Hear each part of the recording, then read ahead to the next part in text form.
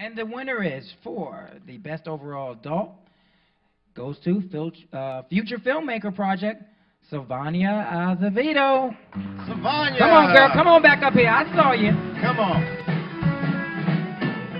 Excellent job. I'm too old for that. Are you really? Yeah. Okay.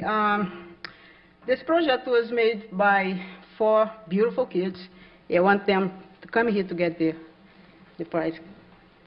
Come on up here, Come children. on, children. Let's go. Give them a round of applause. Your name is? Johnny Ramos. Johnny Ramos. My name's Amir. Say it again. Amir. Amir. Excellent job, guys. Now, we have a 5-minute clip of your entry, so let's check it out.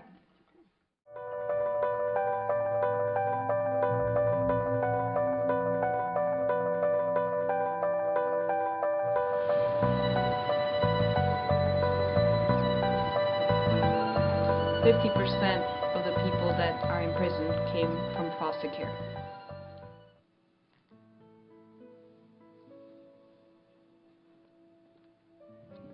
What burns me is that there are a lot of young people who are at residential facilities that shouldn't even be there.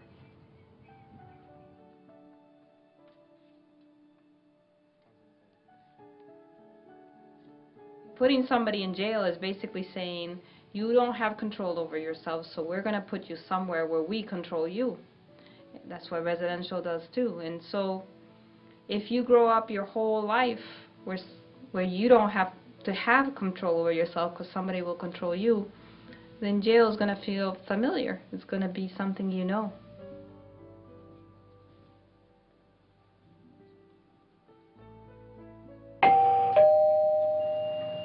Residential care has a place, and there's a need for it, especially if a child's at risk of harming themselves or maybe causing harm to somebody else. However, what happens is sometimes these young people get stuck there for years. When you walk into these places sometimes, it's just this very stale, stiff feeling. It's not inviting. It's not inviting at all.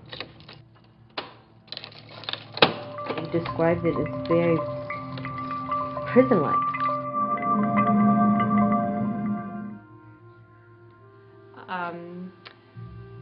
The life in residential it's really not normal life.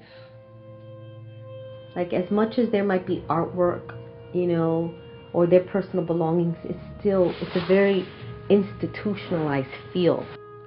The facilities, they feel like they're one of many, that they're not an individual, that their creativity is not valued.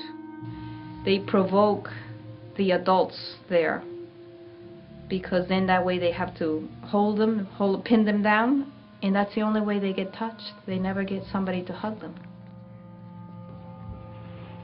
What kind of skills would they have to approach someone to make a friend? If you were to have, you know, a vision or an understanding of who they're going to be because of what you read on paper,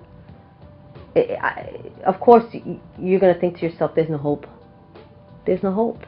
But that's all it is. It's what's written on paper. But underneath all that is just this human being who wants to be accepted, who doesn't want to be judged. Who doesn't want that?